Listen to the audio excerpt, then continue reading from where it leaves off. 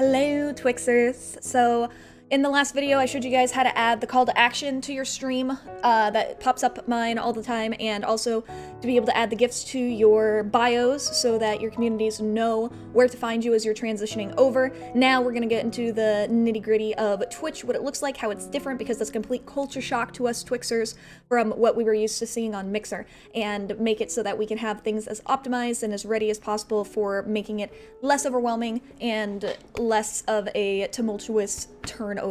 That said, if I am going too fast, make sure that you pause the video. You can go back and rewatch this as many times as you like. That is why I am recording this, so you can have it in one condensed location while you're converting your account. Let's get started on the home page and how it's very different. This is the carousel that all of you who are on Mixer remember was there before they transitioned to the new smart recommendation for the new home page. And this only ever has partners on it. You will never see non-partners on Twitch's carousel, which is pretty cool. But right below that, channels we think you would like is going to populate you smart recommended streams that you will probably, as you can see on mine, have filled with a lot of Twixers, because we're all supporting one another and we're all continuing to build our communities and take it over here to Twitch. And so it'll probably show you a lot of Twixers in case you may have forgotten or missed some of their links, as we're all trying to do that on Twitter. Below that, it'll show you categories that you like, that they think you would enjoy to explore more of, depending on the kinds of streams that you are watching to begin with, which is a neat feature. And then also of channels that you visit more frequently, it'll say, hey, while you're offline, this channel you really like recommends these channels, and you can find and discover new people that way. You can continue to scroll down, and there's a bunch of different things that it'll show you if you're trying to browse and find new things, but I really like that about the homepage on Twitch. The thing I like most about the homepage on Twitch is this beautiful freaking left-hand side, because it shows you the channels you are following, who is happening to be live at that moment in time, and it sorts them by CCV. So the people you watch the most that have the most views are going to be up here. Obviously, Covent is doing pretty damn well because he's Covent. And, you know, everybody else, too. If you want to try and find people to go to their profiles when they're offline, you can click Show More, and it'll show you even more people. You can continue to click that over and over if you would like. And down here, it also will sometimes recommend people who are offline for people to watch.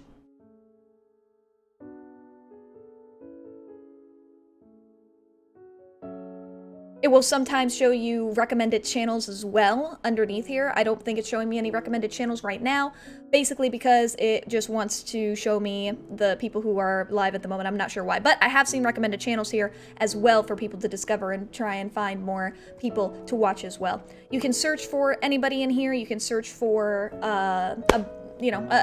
anybody really that you want to. You can search games. If you really wanted to go to browse, you can, which lets you browse all the different categories for you guys to be able to try and find different things that you would enjoy watching, like if you're niched into retro or whatever, which is pretty cool. But the homepage itself I find to be a lot better than the homepage that we had on Mixer, which is hopeful.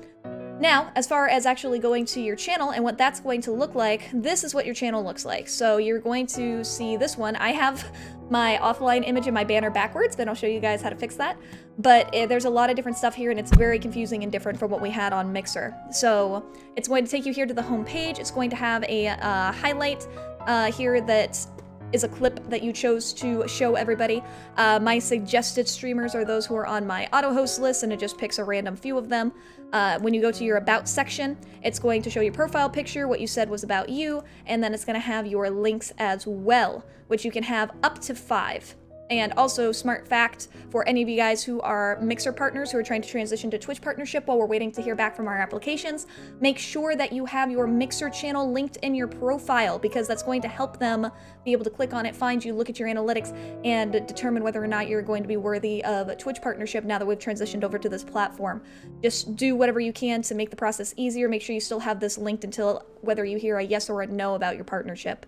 And then these are where the panels would be for you having your stuff. We are not going to be able to have the same panels transition over to Twitch because Twitch is vertical with their panels. It has a limit of 320 by 500 and for its dimensions.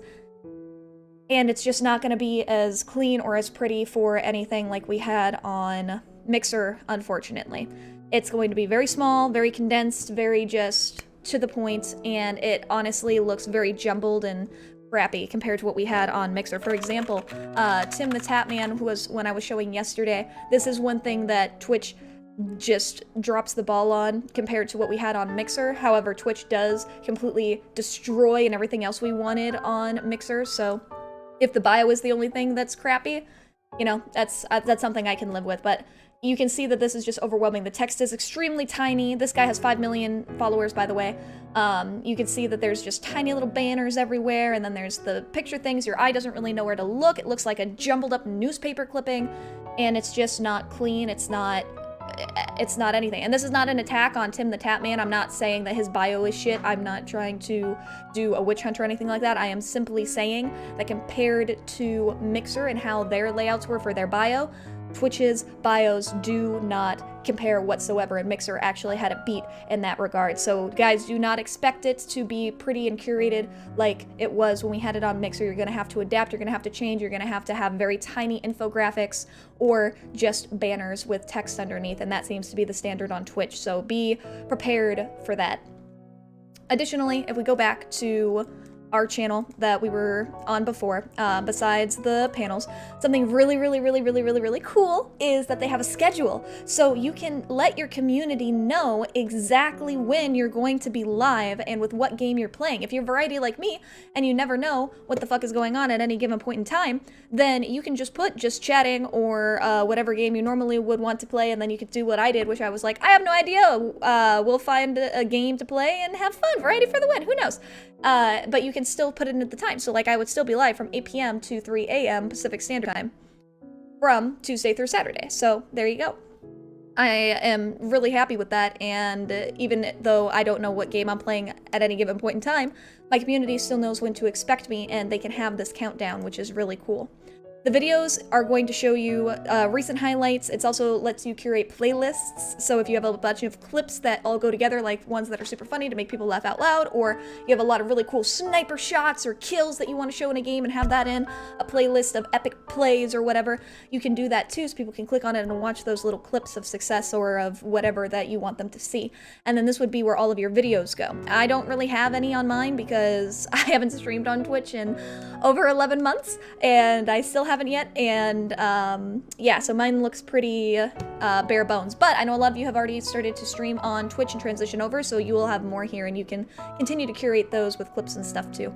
When you click on chat, it's going to take you to your main chat page, and this is going to be your offline image. This was what I wanted to have as my banner, and not my offline image, and I switched the two, so I'll show you guys how to make sure you don't make that same mistake I did as well.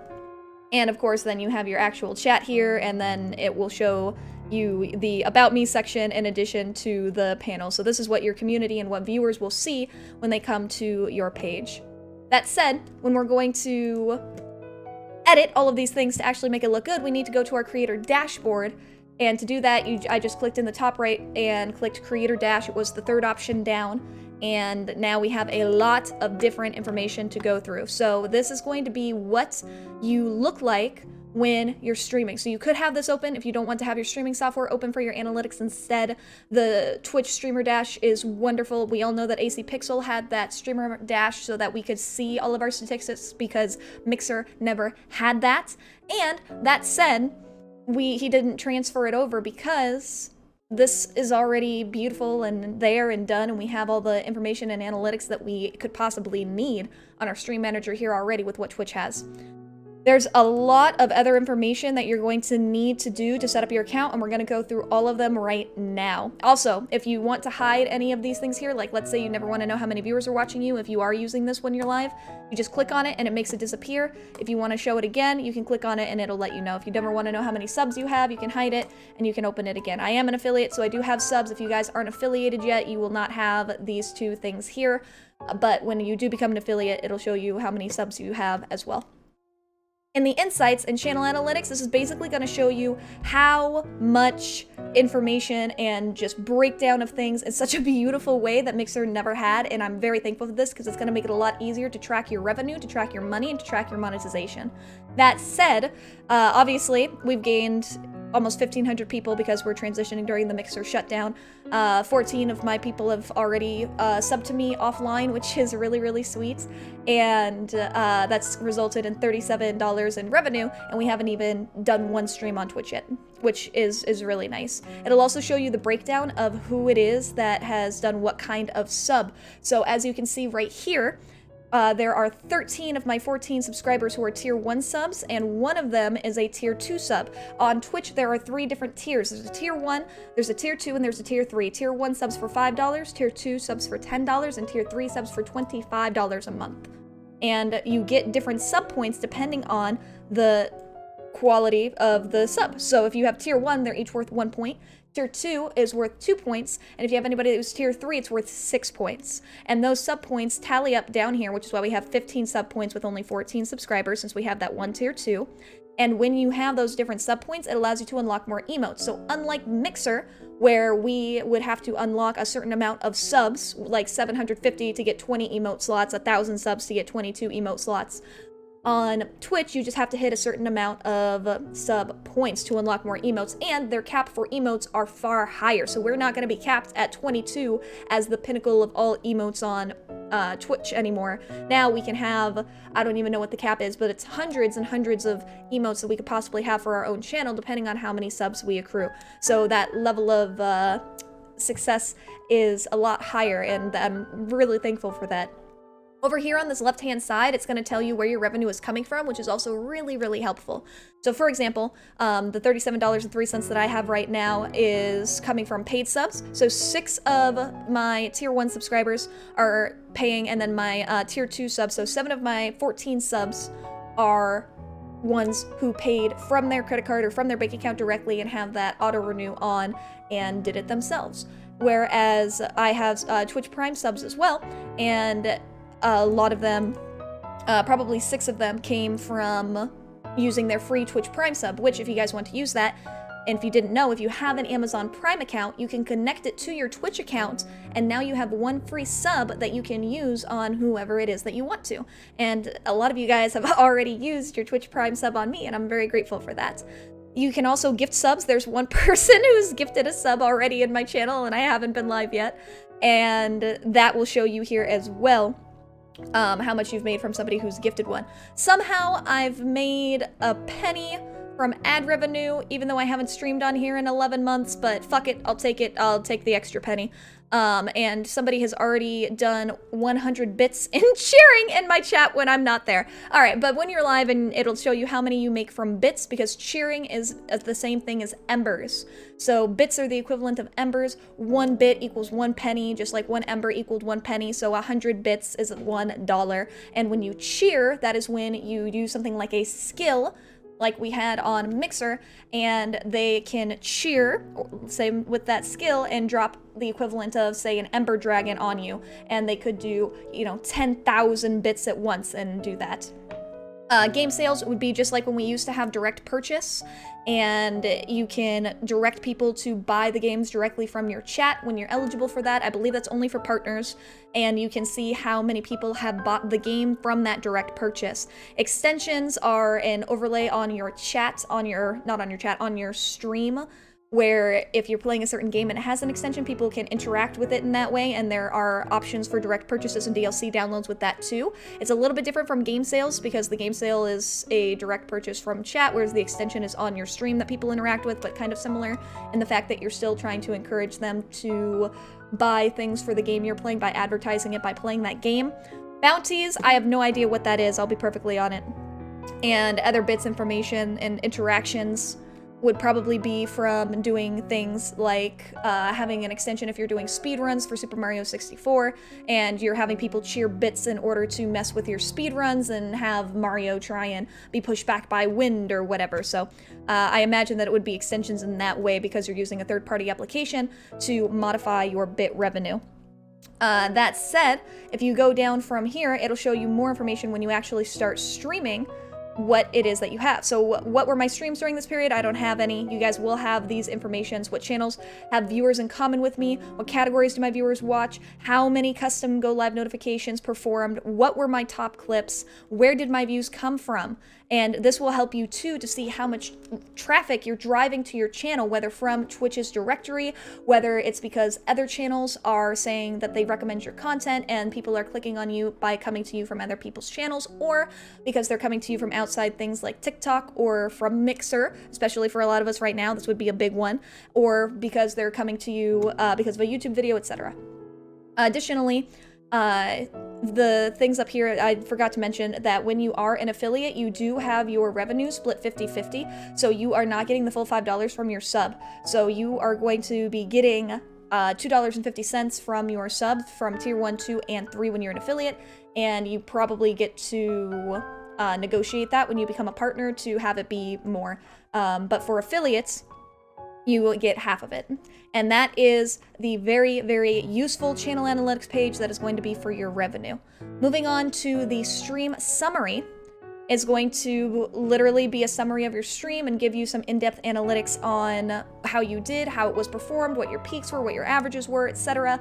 When you do have data to show. I obviously don't because I haven't streamed on Twitch yet, but I'm going to this week. But for a lot of you Twixers who have, this is going to be a good analytical information page.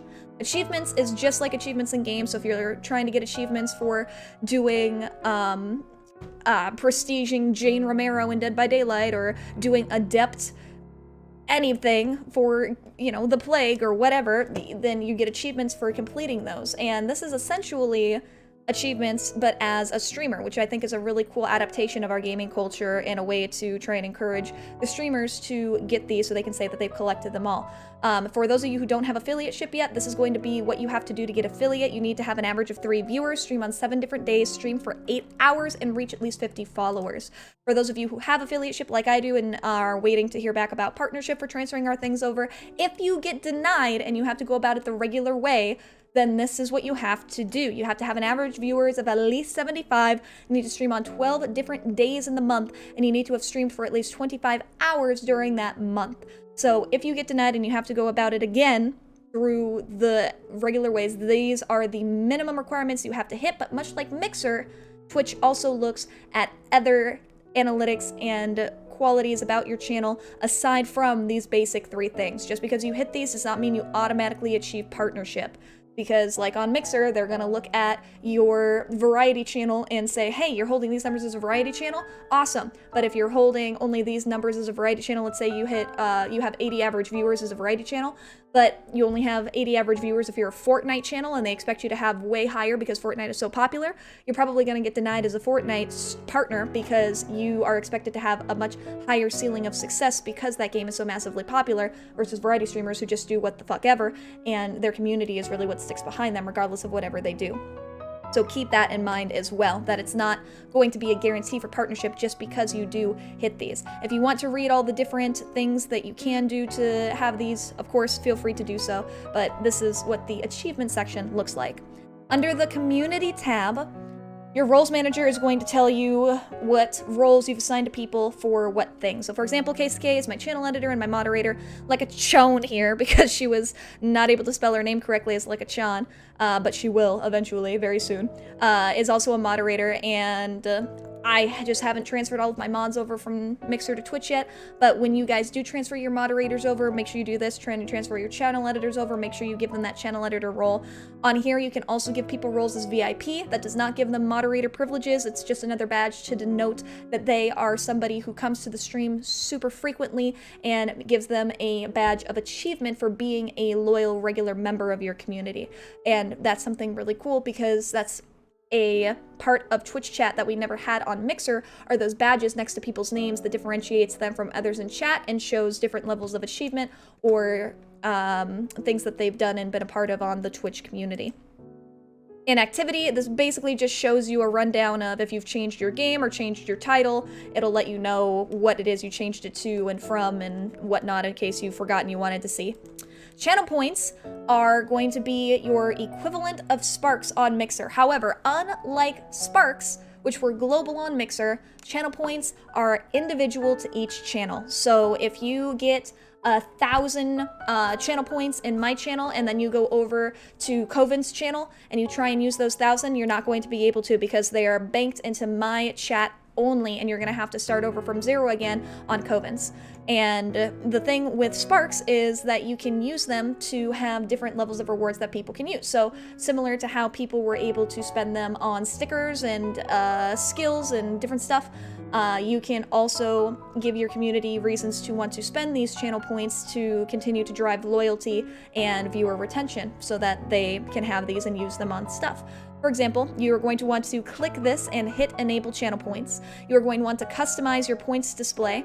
So you will name it whatever it is that's brand appropriate. For mine, I want people to accrue love in my channel, so I named mine love. And then you can drop an image here of what you want it to look like. The default is going to be this little bubble that people will collect, but if you want yours to be a heart, if you want yours to be fire, if you want yours to be a gem, you can upload this and make that happen. For me, I will also be doing that, but right now for this tutorial, I'm not going to, but this is where you would make that happen. After you've done that, you are then going to go to managing your rewards. Down here, there are the default rewards. So these are going to be what are just on the minimum of every channel. You have 100 and you can highlight a message and have it be purple highlighted in chat. People can unlock a random sub emotes for a day, send a message in sub only mode, which you should never have on anyway. Choose an emote to unlock. So instead of getting a random one, they get to pick which sub emote they want to unlock for a day, and then they can modify a single emote by adding another thing like a mustache or a finger going, "Hey," on top of that emote for a day as well. And if you want to make a bunch of your own custom ones and get rid of these highlighted ones, you can, simply by disabling them. If you disable these, then they will not appear on your channel, and you can then come up here to custom rewards and add a new one and add as many as you would like and adjust them so that they are enabled and are the ones that people are going to have on your channel. So think about what you would want to encourage people to use their points on. And the thing is, they are not nearly as inflated as Sparks were on Mixer, so keep that in mind. You are not going to have accounts with millions and millions of channel points from lurking, because on here, you only get about 220 points an hour, where on Mixer you had like 50 every minute. So keep that in mind with the prices. You don't need to make them extremely expensive like you did when you had buttons on your Mix It Up. So with that in mind, for example, let me go back in. When you hit add custom new command, this will be here.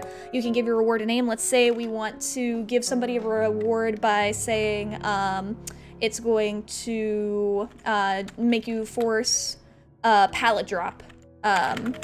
Forced pallet drop, because you play and are niched into Dead by Daylight. Force me to drop the nearest pallet. This is going to be whenever they click on this channel points.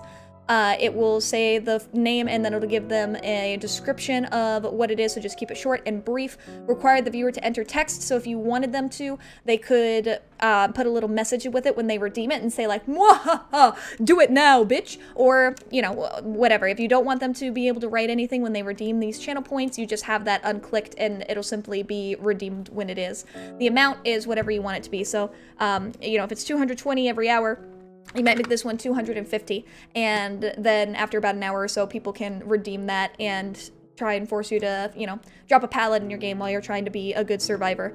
And you can add an image as well. If you do not want it to be the basic bubble, which is going to be right here, you can have this be an actual PNG of a pallet from Dead by Daylight. You can get as creative with this as you want to and as in-depth with it as you want. You can change the background color as well. So if we wanted it to be that more dark, kind of dingier color of Dead by Daylight palette, which they have, you know, the yellow, red, and blue on, then we can have it be like really, really gross looking yellow or whatever we want it to be. And then that's going to be what they do for forcing us to drop a pallet. Boom. Skip reward request queue will be enabled only for future viewer requests, so they can skip the queue for review, which if you want to enable that, if you're having a ton of people use these channel points at the same time, you might want to turn that on, but for now you really don't need it. And if you were doing something that had limited redemptions, so you can't, you're doing some kind of giveaway and allowing people to redeem channel points for doing that, like let's say you're letting them redeem channel points because you're giving away raffles for game codes or something, and if they're able to redeem it, then they get that. Then you could set it to be a max of only 10 per stream for whatever game codes you have, and then you can delete this later. Whatever creative ways you want to do it. You can also limit how many is done per stream so it doesn't get spammed or overdone too much, which is nice. And whenever you're done, you just hit create, and now boom, that's there on your channel.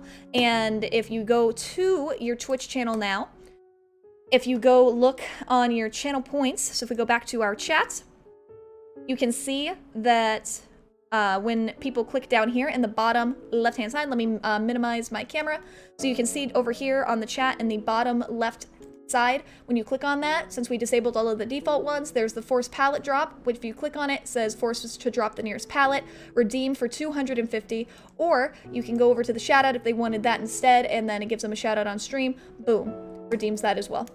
And that's how that would be there. You can add as many or as few of these as you would like to, and that's where it would go. And I have infinite, so I can redeem it if I want to. So for example, if I redeem the shout out, it shows in chat that that's been redeemed. If I redeem the pallet drop, it will also show you in chat that it was redeemed with the pallet drop for 250 love. So that's basically the ins and outs of all of the different channel points for your channel.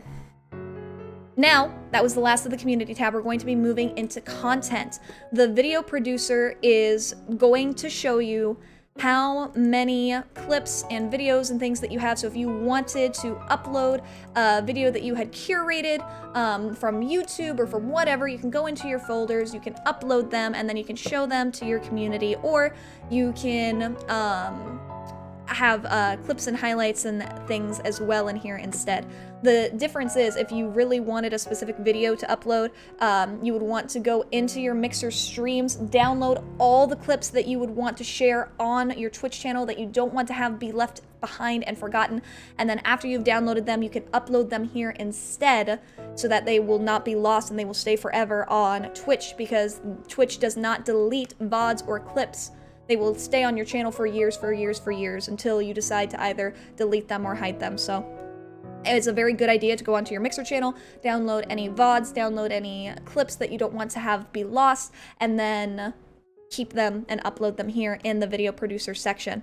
Your collections you can think of as playlists. So for, like I was saying, if you have a bunch of clips, for example, like I made one on stream yesterday when I was on Mixer explaining this to everybody, you can feature a collection once you've made one by saying, oh yeah, I'm going to add my LOL playlist to my channel. But for here, if you wanted to create a collection, so let's say you wanted to do a bunch of sick sniper shots or something, you can have one that's called 6 shots, and you can create a collection.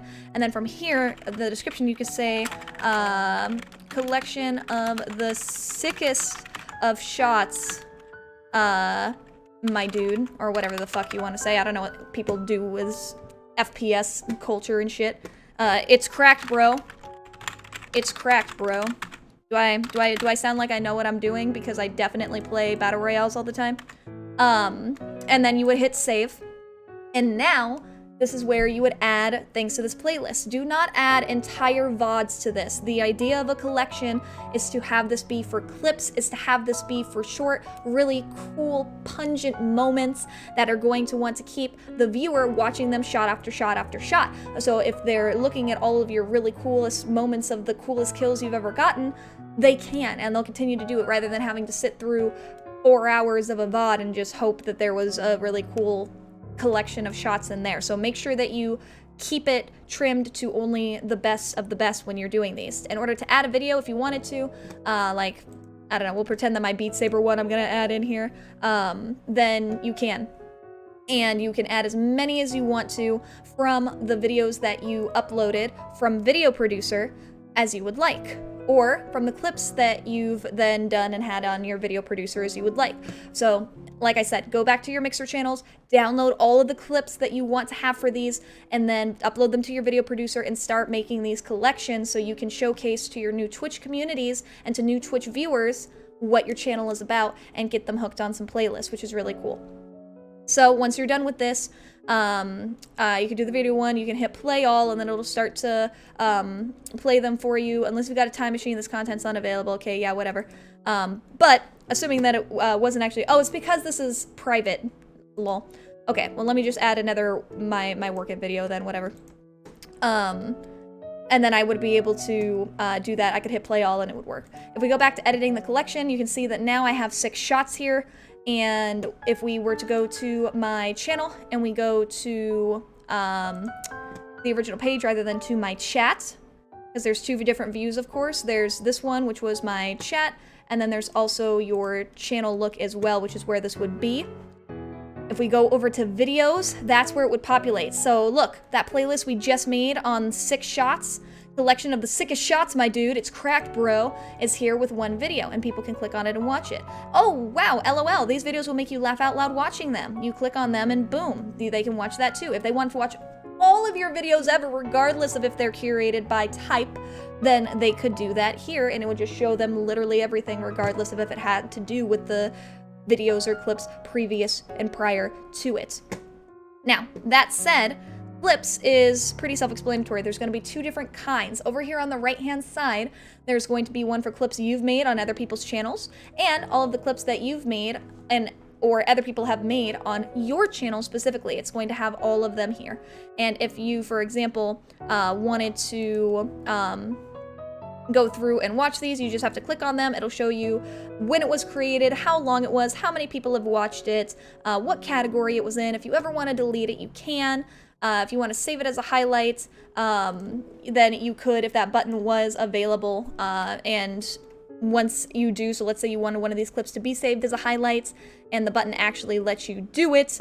It was not letting me because the full video isn't available, because I think these VODs are not on my channel anymore. But if the VOD is still on your channel that the clip originally came from, you can save it as a highlight. It'll come over here to content, and in your video producer it will pop up so that you can then go to your collections and add it to whatever playlists you want to. This is a lot of information because this is a lot of curation of video clips, both from your channel and from ones you want to upload yourself, all for playlists for people to watch. Just know that this is really useful for showing new community members what your channel is about, new potential audiences what your channel is about, but you don't have to feel super overwhelmed from it right now. You can always visit this part of the video later. The last thing we're going to go through now are channel preferences. So if you go to your channel, this is where we are going to actually get our stream key so that we can copy it, paste it into our software, and hit, go live. That one's pretty self-explanatory. You are going to want to have disconnect protection on. This is so cool. So if your internet hiccups or goes down for a minute or has some kind of technical issue, instead of your stream stopping and losing all of those viewers and having to restart it again, if in 90 seconds you're able to get your stream back up and running, it's literally just going to play a "we're experiencing technical difficulties" screen for 90 seconds for you.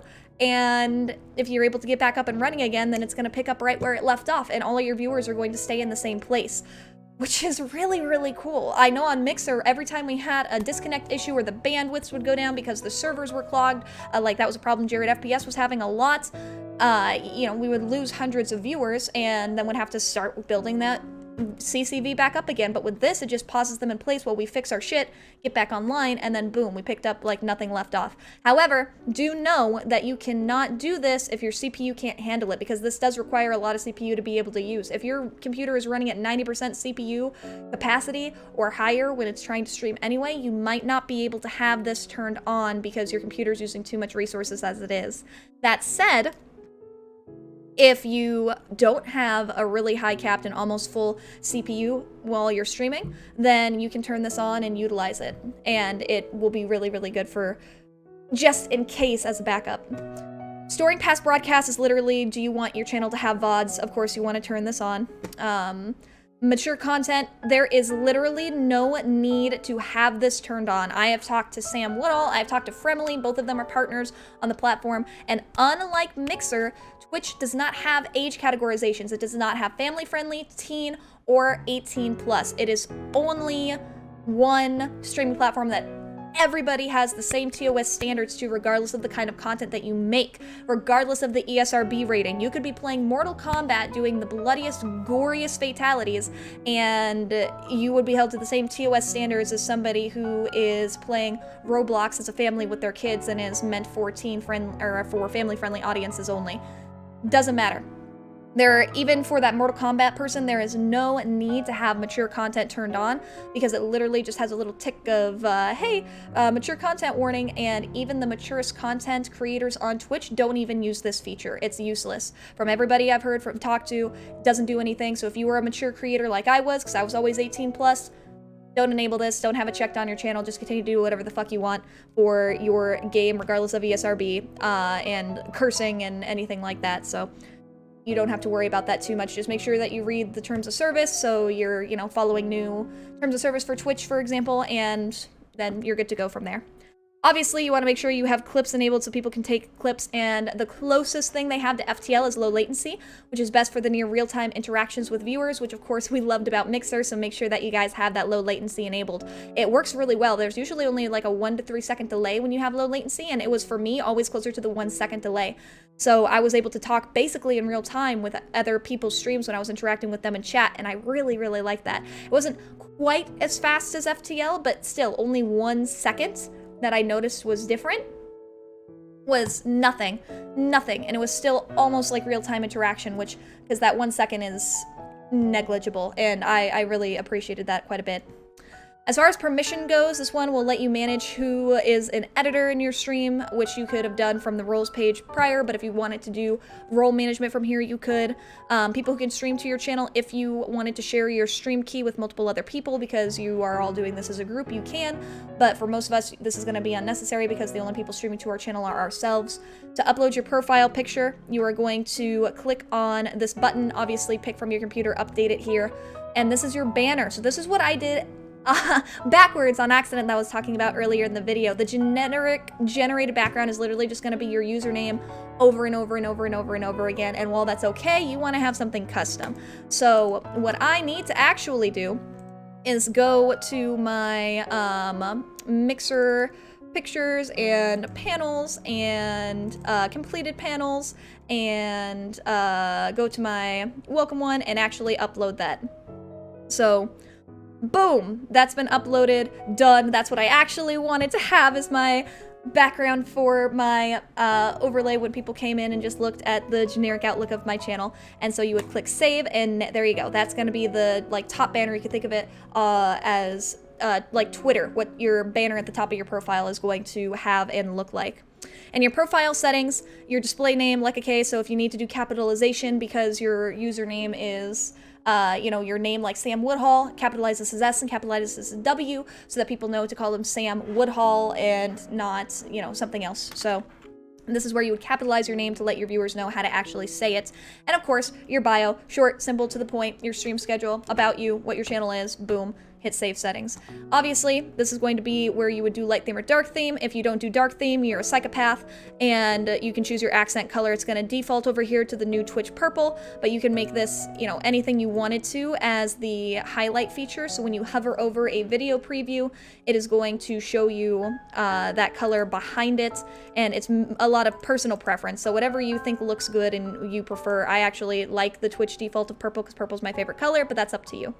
The video player banner, this is going to be displayed when your channel is offline. This is what you want as your offline image. So for example, the offline image, if I go back to the Mixer panels here, then, or there it was, the offline banner.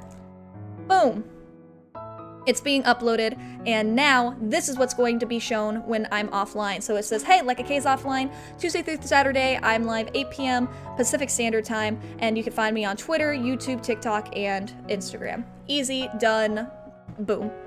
And that'll be what shows up when I'm not there, if I'm not hosting somebody.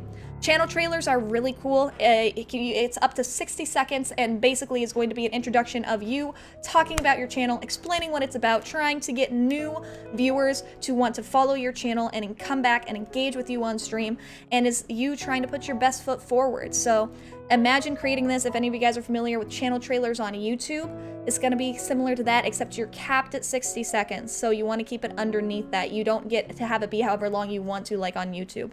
So make it short, sweet, to the point. Don't have it just be a bunch of collection of clips, because we already did that in the content section over here. This is different. This is not just a bunch of clips you're throwing together. This is you talking to the camera, talking to your community, and letting them know what's it about you. Make it not boring, make it engaging, make it interesting, and, you know, make them want to come back and make them want to click that follow button. How you do that is up to you, but it's a very useful tool, and every single one of you guys should take advantage of it.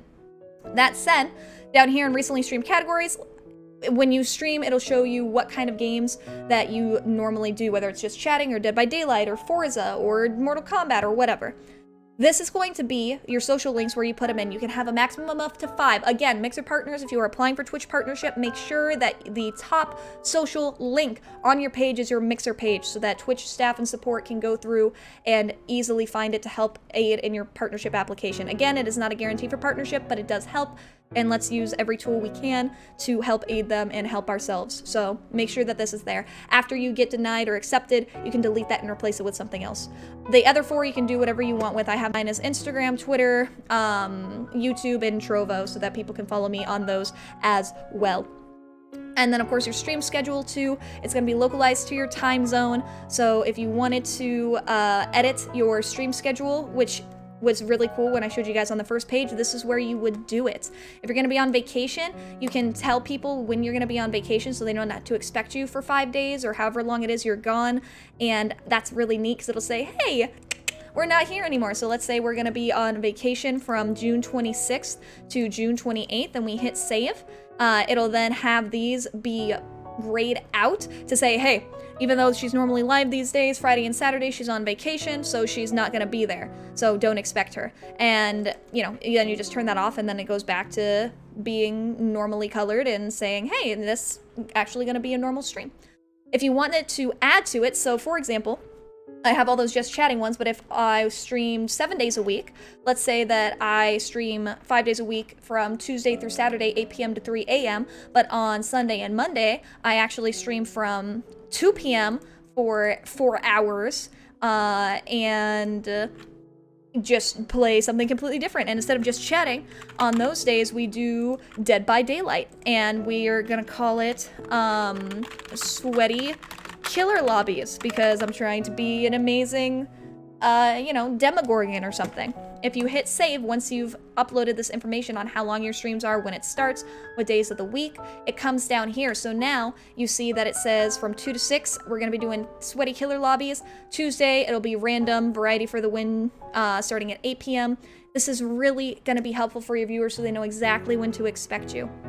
My streamer shelf, so this was what I was talking about before, where it's going to recommend what content or what channels are going out depending on who you want. So if you are on a stream team, you can say it's for stream members, or you can recommend people who are on your auto host list, which is what everybody mostly is going to have it defaulted to. Also, unlike Mixer, you don't have a 50 cap on your auto host list. So you can add as many of your friends to it as you want to, which is really, really nice. So keep that in mind as well. And, or if you didn't want to recommend anybody, you could set this to none and hit save. I have mine set to my auto host, so I'm just gonna leave it that way. When, as far as auto hosting goes, like, oh, how do I add people to my auto host list? You're gonna click, yes, I want to auto host channels. You're going to say, yes, I want to host team channels, so include team channels in your host list. So let's say you wanted to host anybody and everybody that's on the Content Clinic stream team that Sam Woodhall has. You can. You could add Content Clinic to your host list of who it is that you want to host, and then anybody who's on that stream team will just automatically be populated in. So if you want to do that, you can, and that's pretty easy to do. Host pre-recorded videos, including channels streaming pre-recorded videos like premieres or reruns. You could do that. I only ever want to prioritize and show streams of live content, not pre-recorded content. That is for YouTube. That is for video sites. That is not for a live streaming platform. I do not agree with reruns or with streaming pre-recorded shit over and over and over again, so I will never have that enabled. And if you want to adjust who's on your host list, you would click this. It'll obviously open it up. You can go in and you can add or delete any channels to your auto host list. That's very self-explanatory. Raids obviously allow all raids. If you are having a hard time with raids and you don't want any of them to be a part of your channel or affect your channel at all, you can only allow raids from friends, teammates, or followed channels so that only people you already know can raid you rather than new people, or you could block all raids completely. I find it easiest and obviously, like it was on Mixer, best to allow all raids to happen, but that is a personal choice up to you guys. Drops would be like for Sea of Thieves or Valorant or whatever, and if it's relevant to your gaming niche, then you're going to want to have these enabled. I have them enabled even though I don't play games like that anyway, just because who knows, maybe one day Dead by Daylight will do drops and then it'll come out, who knows. And your follower list is literally you can see whoever it is that follows you, which is kind of cool. It'll show you everybody who's in your following, and let's say that I wanted to click on, I don't even know, Wild Moogie. It would, if I hover over hers, because it won't let you click on it, you can hit add as a friend. If you wanted to follow them back, you can. I'm already following her. You can whisper them a message, and you can turn notifications on or off so that you'll be notified of channel activity of when they go live or whatever. So you could go in here if you wanted to see who was following you and see how to go from that. And that is all of the preferences for your channel. For moderation, this is a very, much more detailed and easier to use controlled program from Twitch than Catbot ever was. The automod rule sets you can have be custom. You can go into here at the very first one and you can say discrimination. So for rage, religion, gender, and speech like that, you can moderate filtering from no filtering to less to more. I have it on more filtering for that one. For sexual content, if you were a very family-friendly channel, again, because there is that no age differentiation depending on what you're doing, then you would want to have that on the most filtering. If it was on hostility, you'd want to have that on the most filtering. Profanity, you don't want any swearing because you're family-friendly. You have it on the most filtering. But like me, I don't really give a fuck because we talk about getting stabbed in the ass all the time in Dead by Daylight, for example. I don't give a fuck if that is people say getting stabbed in the butt along with me or whatever. Provocation and bullying, we say kill all the time in Dead by Daylight, so I don't want the word kill to be taken out of mine because like, oh, you just got dead and they killed you, and because I die a lot in Dead by Daylight, so I'm not going to have any filtering for that either. And for profanity, obviously I'm not going to filter profanity on my channel, but discrimination has no place for anything that I do ever, so I am going to keep this here. I have it on more filtering because I don't know what most filtering would do. I'm going to experiment with that, but at the very least I have it on more, and I might change it to most depending on what the auto-modded algorithm does for me. That said, block terms and phrases. This one you can go in and you can block specific words and phrases. So if you have a list of stuff that you don't want said, you can put that in there. And not just keywords, you can block phrases like follow me, or follow for follow, or lurk for lurk, or things like that. So you can immediately get rid of those things and have the phrases as well as the individual words for whatever it is you want, which is super useful and something Mixer never had. Permitted terms and phrases, messages containing these terms and no other block terms will not be caught by automod. So you can whitelist words as well. This one's going to be for blacklisting words. This one's going to be for whitelisting them so that people can say them. So if the automod filters out everything you want except for one or two things that it takes out by accident that you want people to be able to say, then boom, you can whitelist those here and then it won't get rid of those anymore, but we'll continue to filter out all the other ones. So keep that in mind. Blocking hyperlinks, obviously you want to block hyperlinks in your chat so people can't just spam random shit, but moderators and editors and admins will be able to still post links, so you're good to go there. You do not want mod-only chat, because that's even worse than sub-only chat. Or this is not for mod-only chat, I apologize.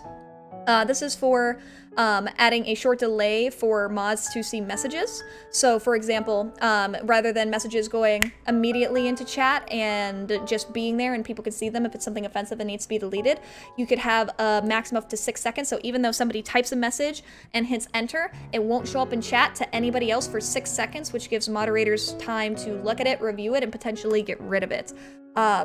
Or if you want to have that completely off and have it just be everything is put in chat immediately at once regardless, that can happen too. If you want to give your moderator some time to react, then you can set this. I'm going to set mine to 2 seconds so that if somebody types in chat, it gives my moderators a couple seconds to just kind of look at it, maybe see it, and if I need to adjust it accordingly from there, then I will. Email verification, turn this on. Immediately turn this on. You do not want accounts following you or interacting with your chat that do not have an email verification, so you can protect yourself as much as you can from bots and spam. Obviously, people still get through anyway, but this makes it a lot easier. Chat rules: when you click and chat on someone's stream and you're trying to talk with them for the first time, this is going to be what pops up for all the different things. You can say no racism, no sexism, no whatever, blah, blah, blah, blah, blah, blah. I think that all of that is basically put in with don't be a dick. And, you know, you can add punctuation or whatever you want to that. That's just what I always say, because it's all encompassed in there anyway. But if you want to be actually specific, you can, and this is what will show up to them. Follower only mode. You can have this turned on if you want to. I never recommend it, but if you wanted to force people to follow you before they can talk in your chat, then this is where you would turn it on.